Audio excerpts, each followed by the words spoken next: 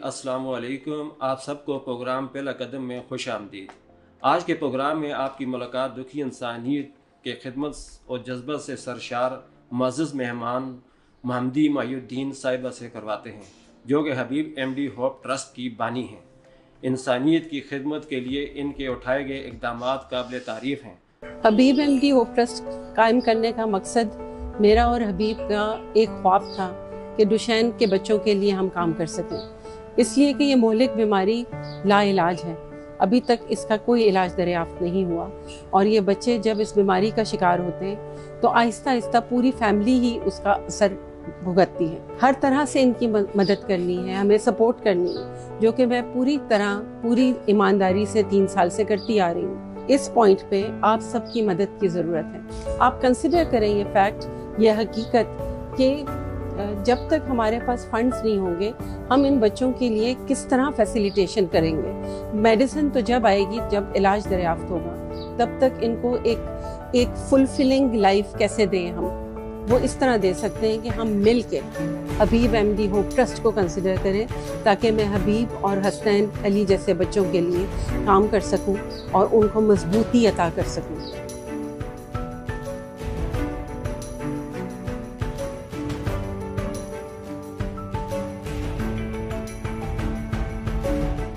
जी, इंसानियत का जज्बा लिए आप इस मैदान में उतरी हैं। इसके पीछे दास्तां जो आपके है उसके बारे में हमारे नाज़रीन सुनना पसंद करेंगे, उस बारे में हमें बताएं। हबीब एमडी होप ट्रस्ट मेरे बेटे हबीब का एक लगाया हुआ पौधा है। सबसे पहले मैं ये कहूँगी क्योंकि मैंने अपने बेटे को इस बीमारी के साथ जंग करते हुए देखा और ये बीमारी मस्कुलर डिस्ट्रोफी है। मस्कुलर डिस्ट्रोफी एक पट्टों की, या आसान उर्दू में मैं बात करूँगी ताकि हमारे तमाम नाज़रीन समझ सकें इस बात को, कि ये पट्टों की बीमारी है जो मौरूसी भी होती है और अचानक भी शुरू होती है। और इसमें मुख्तलिफ अक़साम हैं, जिसमें दुशैन सबसे सख्त किस्म है जो कि हबीब को थी, और दुशैन के बाद बाकी मुख्तलिफ अक़साम भी हैं। तमाम अक़साम से मुतासिर जो हुए होते हैं मरीज़, वो व्हील चेयर पे आ जाते हैं। लेकिन दुशैन ऐसी किस्म है कि जो जिस्म के तमाम मसल्स को, तमाम पट्टों को बहुत जल्दी मुतासिर करती है, और व्हील चेयर पे आने के बाद और मुख्तलिफ मतलब इंसानी ढांचा जो है वो मसल्स और जो हमारे दिल के मसल्स होते हैं, इनको बहुत बुरी तरह मुतासिर करती है। सबसे जो ख़तरनाक बात है इसमें वो ये कि दुशैन वाले बच्चे, उनकी जो ज़िंदगी है, स्पेशली लाइफ सपोर्ट ना हो, जैसे पाकिस्तान में अवेलेबल नहीं है एडवांस टेक्नोलॉजी या मेडिकल केयर, तो उनकी लाइफ स्पैन मुश्किल से 15 या 16 साल तक ही रहती है। और मेरा बेटा जब डायग्नोस हुआ, डायग्नोसिस के लिए भी प्रॉब्लम होती है कि ये जब पैदा हुआ हबीब तो वो बिल्कुल ठीक था, माशाल्लाह 10.5 पाउंड का था बच्चा, healthy baby, happy baby, big baby, और कोई ऐसी चीज़ नहीं थी कि जिससे हम कहीं से भी किसी को, डॉक्टर को या किसी को अंदेशा होता कि ऐसा कुछ हो सकता है या ऐसी कोई बीमारी आ जाएगी। आपको कब इल्म हुआ कि आपके बेटे को दुशैन डिस्ट्रोफी बीमारी, मौलिक बीमारी है जो ये लाक हुई? 4.5 साल की उम्र में डायग्नोसिस हुआ आखिरकार हबीब का, और उसमें हमारे सामने आया कि दुशैन मस्कुलर डिस्ट्रोफी है, जो हमने कभी सुनी ही नहीं थी कि ये बीमारी होती क्या है।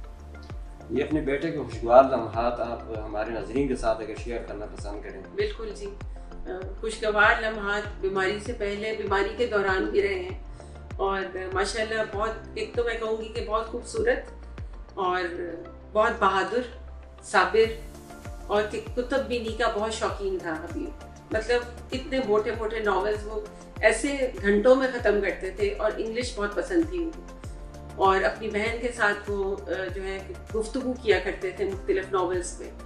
लेकिन शरारती बहुत थे, और बिल्ली को दुम से उठा के गोल गोल घुमा के तो वो बिल्लियाँ डर जाया करती थी जब हबीब बाहर आता था। और ये चलते थे तब तो हबीब, और 6 साल तक जो है चलते थे। थोड़ा सा स्लो डाउन हो गए थे, लेकिन ये कि हर चीज़ में शामिल होते थे, और डिफरेंट रेसिपीज़ बहुत पसंद थी। मतलब बहुत क्रिएटिविटी थी हबीब के अंदर। आपको किस चीज़ ने मुतासर किया कि आपने हबीब MD होप ट्रस्ट की बुनियाद रखी, इसकी दाग पैर डाली?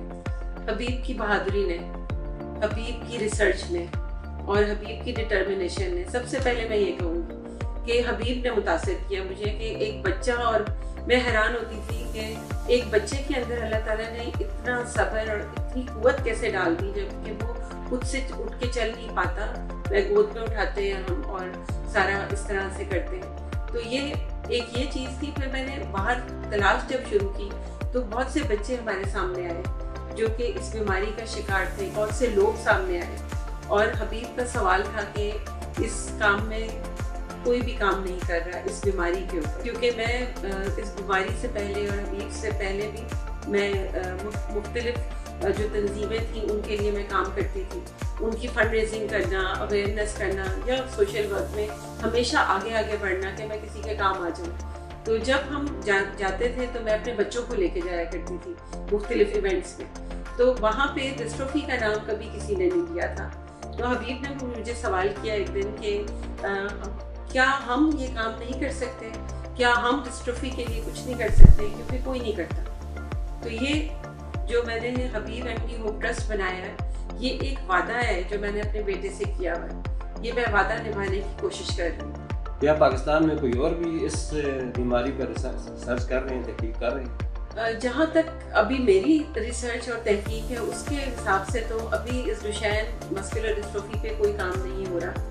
मस्कुलर डिस्ट्रोफी के बेशुमार पेशेंट्स हैं। बदकिस्मती से हमारे मुल्क में 15 से 17% जो आबादी है वो स्पेशल पर्सन्स की है, और जिसमें मज़ीद बहुत ज़्यादा आबादी मस्कुलर डिस्ट्रोफी पेशेंट्स की है, क्योंकि उसके अंदर डिफरेंट मुख्तलिफ अक़साम है।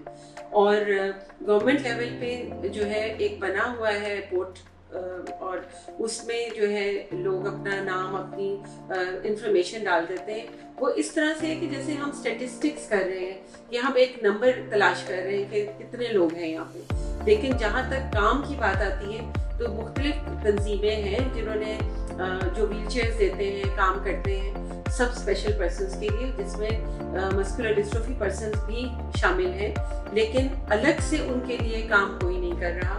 तो अल्हम्दुलिल्लाह मैं ये दावे से कह सकती हूँ कि हमारा जो इदारा है, हमारी जो तंजीम है, वो पहली है पाकिस्तान में जो ख़ास तौर पे मस्कुलर डिस्ट्रोफी और उसके अंदर डुशेन के लिए काम कर रही है, ताकि इन बच्चों के लिए, क्योंकि ये छोटे बॉयज़ में आती है, ये लड़कों में आती है बीमारी, कि इनका कुछ भला हो सके और घरों के चिराग जलते रहें। माशाअल्लाह, हबीब MD होप ट्रस्ट का हमने बड़ा नाम सुना है, उसके आर्टिकल भी हमने देखे हैं, तो इन्होंने बहुत सी कामयाबियाँ समेटी हैं। इस बारे में हमें थोड़ा सा आगाह करें। बहुत शुक्रिया आपका सबसे पहले कि आपने इस काबिल समझा, तारीफ़ की हमारी। ये हमारा हर रोज़ का एक चैलेंज होता है जो हम करते हैं। कामयाबियों में सबसे पहले मैं नाम लूँगी जी, अल्हम्दुलिल्लाह मैंने ई स्कूल बनाया है जो पाकिस्तान का पहला ट्रॉमा सेंसिटिव ई स्कूल है। ट्रॉमा सेंसिटिव का मतलब क्या है? ट्रॉमा ये होता है कि जिस तरह, अगर मैं एक मिसाल दूंगी आपको कि अगर किसी के घर में कोई ग्रैंड पेरेंट है, दादा हैं, दादी हैं, और खुदा न खास्ता उन्हें फालिज हो गए और वो अपनी ज़िंदगी गुजार रहे हैं, मतलब आप समझ लें 3 साल 4 साल वो उस कंडीशन में है, ठीक है जी, और बच्चे जो बड़े हो रहे हैं उस घर में, वो उनको देख रहे हैं उस कंडीशन में और वो सारा अपने माइंड में रिटेन कर रहे हैं, वो उनका ख्याल भी रख रहे हैं, अच्छा वक्त भी गुजार रहे हैं, और अनफॉर्चुनेटली अगर उनकी डेथ हो जाती है तो वो उनके लिए दुआ कर रहे हैं। लेकिन ट्रॉमा क्या है? वो जो 3 साल उन्होंने गुजारे हैं उनके साथ, किस तरह से तकलीफ में उनको देखा है, वो दिमाग पे नक्श हो जाता है, इसको ट्रॉमा कहते हैं। अब ये बच्चे डुशेन के कितने साल से मेरे पास 6 साल 7 साल 8 साल के बच्चे भी हैं और 9 साल का बच्चा भी है कि उन्होंने ये 4 साल कितनी तकलीफ में गुजारे, वो तकलीफ जो है उनके दिमाग में नक्श हुई हुई है और उनका सवाल होता है कि हम खड़े कब होंगे। ये हबीब भी किया करता था। तो ये एक ट्रॉमा है जिसके साथ वो चल रहे हैं। अब हमने जो स्कूल बनाया उसमें हम सिर्फ ये नहीं देख रहे कि बच्चों को हमने 1 2 3 या ABC सिखानी, ऐसा नहीं है। 1 2 3 ABC जो है वो नंबर्स हैं। हम उनके उस ट्रॉमा को डील करते हैं, उनको पॉजिटिव तरीके से इंक्लूजन यानी शमूलियत करते हैं उनकी अपनी क्लासेस में, वीडियो बेस्ड लेसन्स करते हैं और उसके ऊपर उनको बोलने का मौका देते हैं। और उसमें हमारे दूसरे नॉर्मल बच्चे भी शामिल हैं, ताकि जो डुशेन के बच्चे हैं वो अपने आप को अलग ना समझें कि हम कोई अलग से बच्चे आ गए हैं, हमें कोई ख़ास तकलीफ है, बल्कि वो नॉर्मल अपने आप को समझें। और अल्हम्दुलिल्लाह ये हमारा अब कम से कम 6 महीने की क्लासेस के बाद अब बच्चे बोल भी रहे हैं, प्रोजेक्ट्स बना रहे हैं और बहुत अच्छा परफॉर्म कर रहे हैं। मुस्तकबिल में आपका क्या आज़म है इस बीमारी के इस अहम मिशन को आपने जारी रखें, तो मुस्तकबिल में आपके क्या इरादे हैं? जारी रखेंगे? जी ज़ाहिर साहब, इंशाल्लाह बिल्कुल जारी रखूँगी, अपनी सांस तक जारी रखूँगी। बल्कि मेरी कोशिश है, मेरे पास माशाल्लाह बच्चे हैं, मैं खुद तालीम के शोबे से वाबस्ता हूँ। मेरे अपने जो शागिर्द हैं वो मेरे साथ इंटर्नशिप कर रहे हैं और उनको मैं सिखा रही हूँ कि ये क्या चीज़, मैं आज हूँ कल ना रहूँ। तो ये मिशन रुकना नहीं चाहिए, इसलिए कि बहुत सारे बच्चे हैं जिनको मदद की ज़रूरत है, बहुत सारे माँ बाप हैं जिनको पता ही नहीं है कि ये बीमारी है क्या। तो मुस्तकबिल में सबसे पहला पॉइंट हमारा ये कि हम इंशाल्लाह अल्लाह ताला का करम रहे और ज़िंदगी तंदुरुस्ती रहे और गवर्नमेंट हमारा साथ दे, हुकूमत हमारा साथ दे और हमारे पास फंड्स की फराहमी हो, तो हमने डुशेन कन्वेंशन सेंटर बनाया इंशाल्लाह, जिसमें जो हमारी स्कूलिंग हो रही है वो ई स्कूल और ऑन साइट स्कूलिंग भी होगी, मेडिकल फैसिलिटीज़ होंगी, काउंसलिंग फैसिलिटीज़ होंगी, रिहाइश की फैसिलिटीज़ होंगी, ये सारा इन द पाइपलाइन है इंशाल्लाह। जी, हमारे नाज़रीन को कोई ख़ास पैगाम देना चाहें, क्योंकि इस बारे में कोई मेरे ख्याल से कोई 95% लोग कोई नावाकिफ़ हैं इस बीमारी से और इतना मुश्किल नाम है इसका भी, मुश्किल नाम है बिल्कुल। तो इस बारे में अगर कोई ख़ास पैगाम आप देना चाहें? सबसे पहले तो पैवस्ता रह शजर से उम्मीदें बाहर रख, ये होप प्रिवेल्स, ये हमारा पंच लाइन भी है हमारी, उम्मीद ना छोड़ें, क्योंकि मैंने लोगों को देखा है कि वो गिव अप कर जाते हैं। बीमारी अल्लाह की तरफ से आई है, वो आई है, लेकिन हमने बच्चे को बेस्ट क्वालिटी लाइफ देनी है, लाइफ क्वालिटी के साथ साथ हमने उसको माहौल प्रोवाइड करना है जो पॉजिटिव हो। मस्बत माहौल बहुत ज़रूरी है इनके लिए। अगर माँ बाप या फैमिली माँ को कसूरवार ठहराती रहेगी कि तुम्हारे गुनाहों की वजह से ये बच्चे की ये कंडीशन है या तुम्हारी वजह से ये कंडीशन है, तो उस बच्चे पे क्या असर होगा। जी नाजरीन, अभी हम ब्रेक लेते हैं, ब्रेक के बाद फिर हम प्रोग्राम को आगे बढ़ाते हैं। हबीब एमडी होप ट्रस्ट एक नहायत मुतासिर कुन तंजीम है, इससे हम तमाम इंटर्न्स ने बहुत कुछ सीखा। हमने मेहनती लोगों को देखा, हमने अपनी उस्तानी साहिबा मिस मोहम्मदी मुहीउद्दीन को देखा, उन्होंने कभी भी हार ना मानी, उन्होंने इंसानियत की खिदमत को अपनी तरजीह जाना। हम सब ने उनका इस चीज़ में बहुत साथ दिया। हम तमाम मुसलमान भाई हैं, हमारा फ़र्ज़ बनता है कि हम अपने तमाम भाइयों का बेहतरीन ख्याल रखें। तो आइए हमारा साथ दीजिए। आप ये बताइएगा कि हबीब एमडी होप ट्रस्ट को वजूद में लाने के लिए आपको ज़ाहिर बात है मुश्किलात तो दरपेश आई होगी, तो अब आगे भी ज़ाहिर बात है इसमें कोई मुश्किलात होंगी, इस सिलसिले में अगर आप हमें कोई आगाही दे दें। जब मैंने ये इरादा किया कि मैंने ट्रस्ट बनाना है हबीब के नाम पे, हबीब पहले मैं बताऊंगी कि हबीब की अचानक डेथ कैसे हुई कि मैं स्कूल में टीचर हूँ और पीछे जो केयर टेकर थे वो हबीब के साथ थे घर पे, और अचानक सुबह में थोड़ा सा खांसी जुकाम की शिकायत थी और थकावट थी, और दोपहर 2 बजे जब मैं घर गई हूँ, इसी अवस्था में बीच में बात भी हुई मेरी, तो अचानक कार्डियक अरेस्ट या लंग फेलियर, ये दोनों में से एक चीज़ होती है, ये दोनों वन आफ्टर द अदर, मतलब एक होता है साथ ही दूसरा हो जाता है। इसकी वजह से हबीब जो है वो जा चुके थे, मेरे पहुँचने के बाद वो जा चुके थे, दुनिया से जा चुके थे। तो मैंने ये उसी दिन इरादा किया कि ये हबीब जो है जिस्मानी तौर पे तो चला गया, लेकिन वो हमेशा इन स्पिरिट बहुत कायम रहेगा।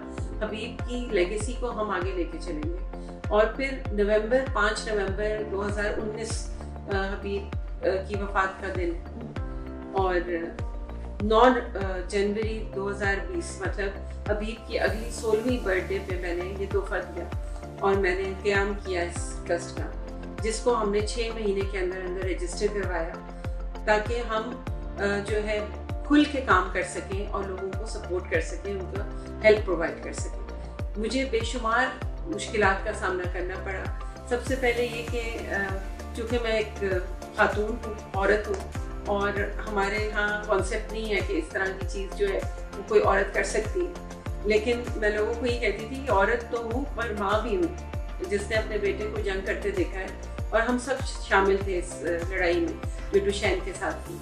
तो इस तरह से हमारा ट्रस्ट रजिस्टर हुआ। लेकिन उसके बाद लोगों से मुख्तलिफ तंजीमें जो और काम कर रही हैं स्पेशल पर्सनस के लिए, उनसे कांटेक्ट करना, उनको बताना कि हम कौन हैं, तो वो बहुत अच्छे तरीके से बात कर लेते हैं, सब कुछ करते हैं, पर शामिल नहीं करते। तो मेरी ये रिक्वेस्ट है, मेरी ये गुजारिश है सबके साथ कि जैसे बाकी तंजीमें हैं बहुत अच्छी बहुत बड़ी माशाल्लाह और बहुत अरसे से काम कर रही हैं, तो हम तो अभी 3 साल हुए हमें काम करते हुए, हमें शामिल करें और हमें एक्नॉलेज करें, क्योंकि हम गुजर चुके हैं उस जंग से और हम जानते हैं कि किस चीज़ की ज़रूरत है। और मैंने अपने सामने देखा है, ये केसेस देखे हैं मैंने कि इनके साथ किस तरह से चला जाए और कैसे काम किया जाए।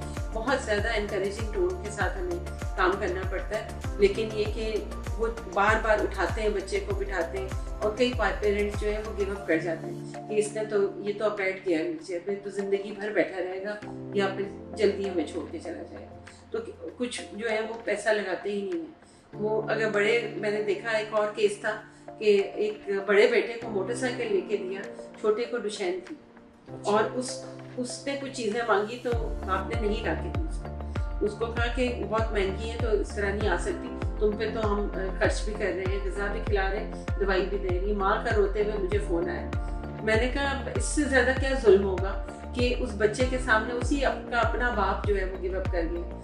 तो उनको समझाया, काउंसलिंग सेशन फिर हम रखते हैं। काउंसलिंग कहते नहीं, क्योंकि अगर ये वर्ड बोल दो तो उस पर भी फिर एक जो है एक आर्ग्यूमेंट हो जाता है। वो पेरेंट्स को अच्छा नहीं लगता कि हमको पागल है कि आप हमें काउंसिल कर रहे हैं। तो मतलब हर कदम पे चैलेंजेस हैं हमारे मुल्क में, स्पेशली इस्लामाबाद में चूँकि मैं हूँ, तो जो अटेंडेंट सर्विसेज हैं वो बहुत महंगी हैं। हमारा जो एक और एम है, काम है, वो ये कि हमने इसके ऊपर काम करना है कि हम इकोनॉमिकल तरीके से अटेंडेंट्स प्रोवाइड कर सकें। पहले मैं उनको ट्रेन करूँ और उनको फिर हम प्रोवाइड करें डुशैन बच्चों को, और जो दूसरे डिस्ट्रोफी की मुख्तलिफ अक़साम के पेशेंट्स हैं जिनकी कोई देखभाल करने वाला नहीं। लेकिन इसमें अगेन हमें हुकूमत की सपोर्ट चाहिए, हमें वर्ल्ड हेल्थ ऑर्गेनाइजेशन की सपोर्ट चाहिए, हमें हमारे अपने लोगों की सपोर्ट चाहिए, क्योंकि ये 1 या 2 बच्चे की कहानी नहीं है, ये बहुत ज़्यादा तेज़ी से फैल रही है बीमारी, और अगर हमने अभी नहीं कदम उठाया तो फिर कब उठाएंगे। जी नाजरीन, इसके साथ ही हमारे प्रोग्राम का वक्त ख़त्म हुआ जाता है। फिर हाज़िर होंगे नए प्रोग्राम के साथ। इजाज़त दीजिए, अल्लाह हाफ़िज़।